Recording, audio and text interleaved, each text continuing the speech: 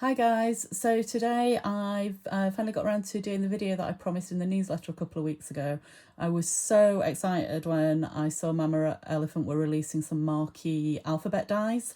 I love marquee letters. I already have some big ones that spell out words around the house like joy and stuff that we use at Christmas. So the idea of making my own Christmas decorations with these was just so exciting. The light is down quite a lot at the moment, so I can just see you. This is my finished one. I am going to be making a lot of these for Christmas gifts. They are dead easy to do, and I think they're really effective. So you can see here that even though it's not dark, the light is peeking through the holes in the letters. I'm going to get some more light on the situation, and we'll show you exactly how to make one of these for yourself. Okay, so now we can, we've got a bit more light, we can start to discuss what you're going to need for this project. So first of all, you're going to need a frame. I've taken the glass out of this one at the moment because the glass was giving too many reflections on the video. But the key thing that you need, and if you can see the back of that, you need a frame that's got quite a bit of depth. Because we need to make sure that we're getting our lights a little bit away from the paper so we're not going to get any scorching. So this frame is a, double check. It's an 8 by 6 inch frame, and I got it from Dunelm. Dunelm is all the range or the places I tend to go to get my frames because they're decent quality and quite inexpensive. IKEA's Market Hall is good as well, but as I said, you just want something that's got at least a sort of half an inch of depth behind the board, and I've made a bit of an alteration in that I've cut a little tiny notch out of the board so that I can feed my wire through, and I'm not going to risk fires by the board cutting into the wire. Okay, so that's our frame dealt with. Then you are also going to need a set of lights. So the lights I used are these. Again, this is not something that we sell in store. Again, I have a lot of these. I love Christmas lights. So I buy these in packs of 10 from the Rainforest store. And you get 10 sets for about a tenner. So they work out about 99p each. These are low energy LEDs. You just need to, they come with the 2 batteries in them. They're CR23 batteries, and they do have an on-off switch, so you don't need to leave it on all the time. So if you're just going to put them on over the festive period, then a set of these should last you through Christmas. Okay, so that's the lights. Then you're obviously also going to need the dies, which we do sell. So these are the Mama Elephant Marquee Letters Alphabet Die. They're a nice size die, and you could do lots of projects with them, not necessarily just things with the light shining through. And then you're also going to need a few more bits. So I've got just a piece of stiff brown card. So like you could use the back of one of the hardback envelopes that we send the dies out in, that would be perfect. You're going to need a piece of acetate. You're going to need a piece of patterned paper of your choice, or if you don't want patterned paper, if you want to just stick with colours, then just some coloured card. And then to cut the letters from, you want some coloured card. I've used Concord and Nines card. It's a nice, decent, thick quality, and I love the colours. So I've used cranberry, parsley and peacock, which is matching in nicely with the pattern paper that I have. This pattern paper is not something we sell in store either, I'm afraid. You need a 12 by 12 piece of paper because the pattern paper we sell comes in 6 by 6 inch pads. So as the frame's 8 inches wide, none of the pattern paper we sell is wide enough. But I'm sure everyone has some either A4 or 12 by 12 pattern paper in their stash somewhere. So that's all you need to in terms of materials.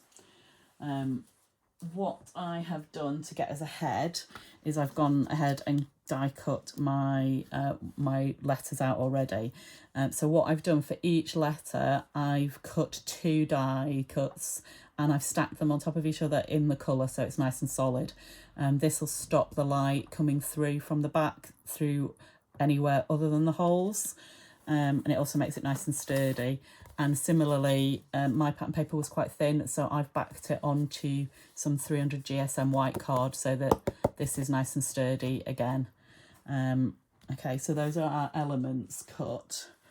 And what I did on my prototype was I spent ages working out the measurements of where I wanted my letters. There is no easy way to do it. I could give you the measurements and say measure it this far, but it's far easier to do it by eye. I just laid some of my letters out to work out where the middle was top to bottom, and I drew some very pale lines across the paper, and then placed all my my letters on it, and then I messed around with the spacing of them because all the letters are different widths, so obviously the M and the I are different. It's no good just saying measure this far between each of them. You just literally have to do a bit of playing around to get them how you want them. So, and then what I did was keep going and measuring the gap between the edge of the paper and the B and the edge of the paper and the T, and once that was even, then I was happy that everything was centralised. Okay, so that's the tricky part. Once you've done it once, here's my little trick. I took the insert that comes with the frame, and once I'd got all my my measurements done, I placed, and I'd done the first die cut. I taped them all down and made sure they were in the right place, and then I made myself a template. So essentially now I won't ever have to do the measuring again. I can just pop that on and lay my die cuts in, and we will know that we're going to get all our letters in the right place. There's gaps for the R's in the merry and the bright because obviously I couldn't do a template with those all at once, and then I found it easier not to bother to put them into the template but to just fill them in the gaps by eye again afterwards. So that's what we're going to do. Okay, so I've got my dies minus the 2 extra R's into the template, and I've just put some post-it tape over the top of it while I got my machine set up. I'm using my Big Shot Plus for this because the width is bigger than will fit in my normal Big Shot. So if you're going to do a full-size piece like this, you are going to need a larger die cut machine. If you don't have a larger die cut machine, then the length is never such an issue with die cuts. It's the width.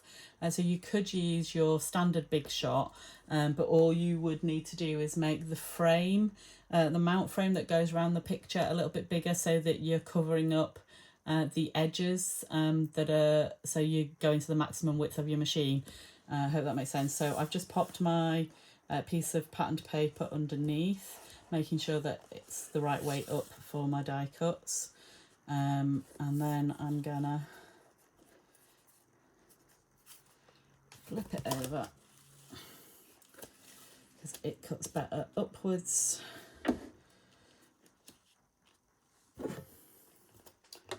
And get my plate in, and then I'm just going to carefully, sorry, it's a bit difficult because of the setup that we have. I have a bar that I have to not knock so I don't knock the iPad, but we're just going to slowly take this through the die cut machine.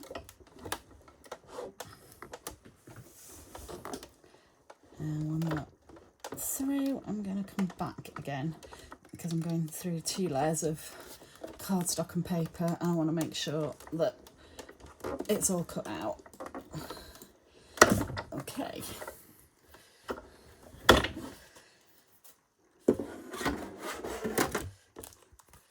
And I'll lift the template off. what you want to make sure you do is that with any of these middle pieces, so like in the letter D, the middle piece that's come out, the little holes we don't care about, but the little pieces like in the B and the A and the D, we do need to keep those, and the R's, so that we can fill those back in when we put our pieces back in. So for now, I'm just going to pop out these letters and I'll come back to you when I've done that. Okay, so now we've used our template to cut out the majority of the holes to pop our letters into. We need to fill in the gaps for the extra R's. So the easiest way I found to do this is to pop in the letters that are either side of it. So I've got my B and my I in, and then place the letter down. So that way I can see that they're lined up at the bottom and lined up at the top, and the gap between them is even. And then I'm just going to use another piece of my post-it tape to just stick over the R. I can take those two out, and then when I find my thing, I'm going to do it the wrong way up essentially this time, but it's easier.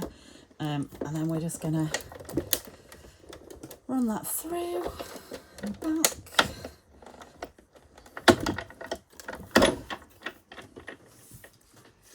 And then when we peel the post-it tape off carefully so we don't damage the paper, then our extra R hole is done for us. So I'm going to repeat that step on the top with the Merry, and then once I've done that, I'll come back and I'll show you how to assemble it all.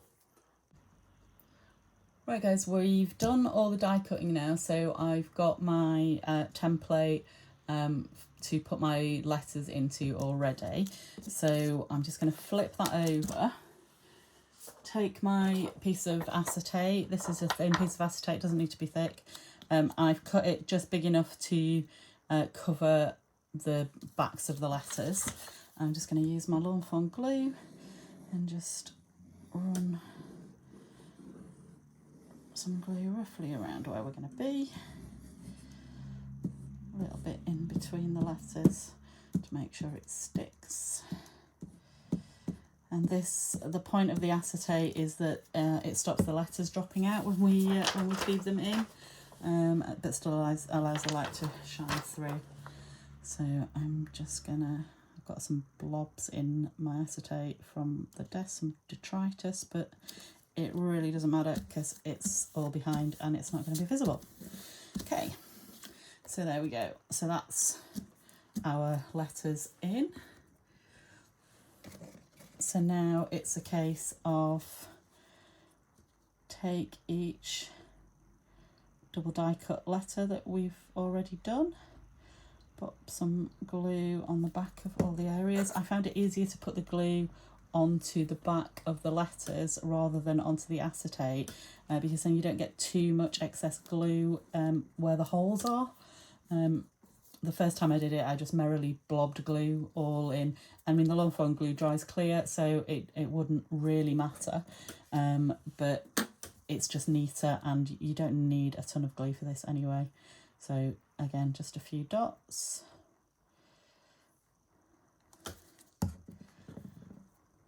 And then we'll pop in our E.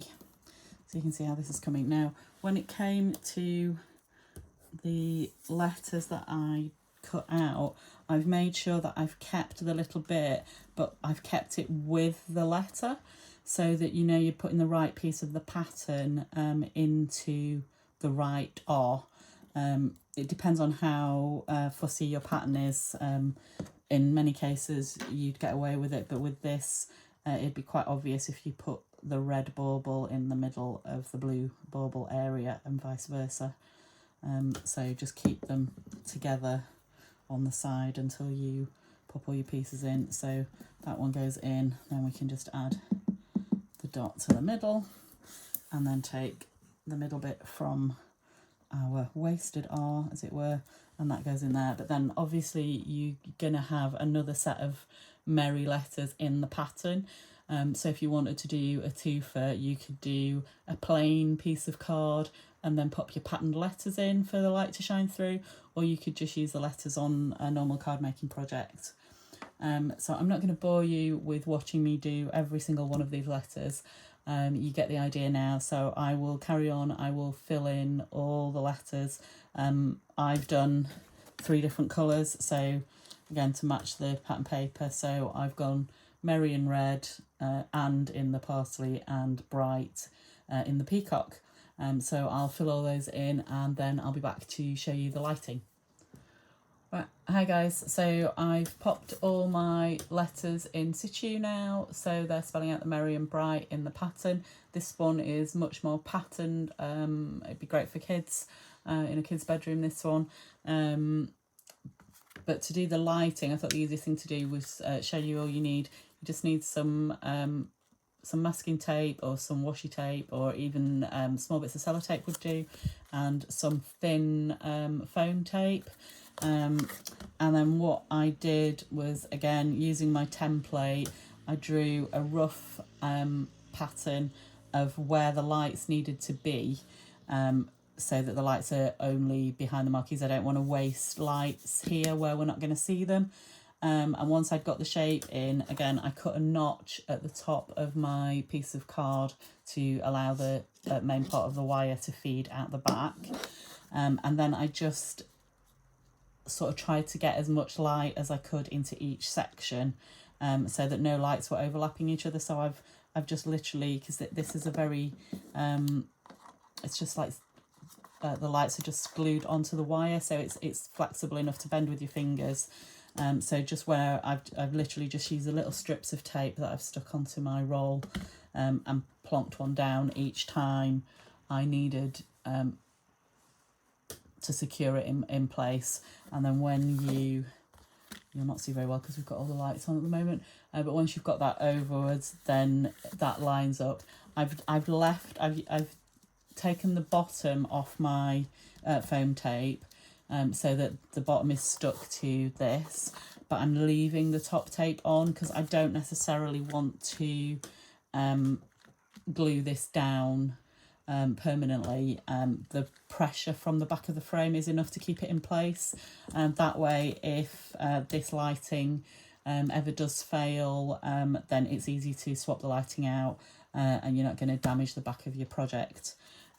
So that's what we would do with the back of this piece of card. So pleasure template on. I haven't put my pencil. Let's put my pencil. Cute.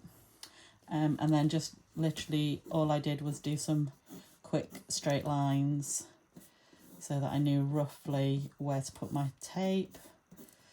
So using that just as a score line.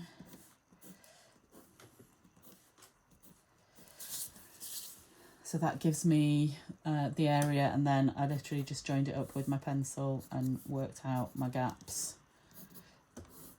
And then just use your tape to literally stick down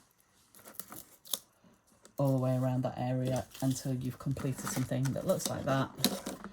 And then you're good to go to assemble it all.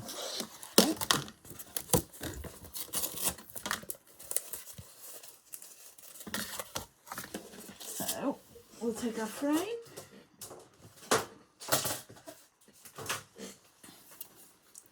And you would obviously have the glass in. Again, I'm not going to pop my glass back in because I don't want the reflections to get in the way of the camera. So pop that in. Then you pop your lighting in. Make sure your wire's tucked out of the way. Then get your backboard.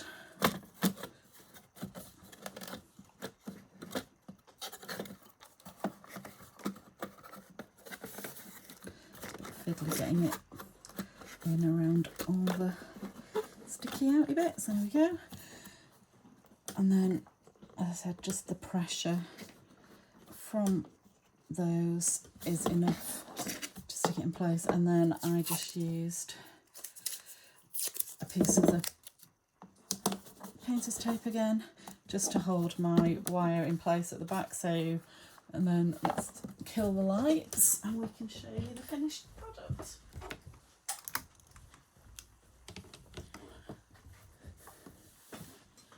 So there you go. I think you can see a little bit of the light coming through. I'm just going to drop the blind again. Apologies for the noise.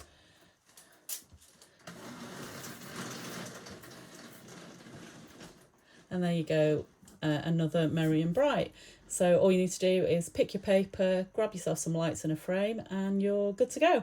I hope you like the idea of making your own Merry Christmas gifts, or just to decorate your own house. But something like this with the frame and the set of lights, you can make one of these for £5, £6, £7, depending on where you get your frame from. So hopefully that's something that you're going to enjoy doing. Okay, thanks very much. Give us a thumbs up and leave us a comment, and I'll be back with another video very soon. Merry Christmas.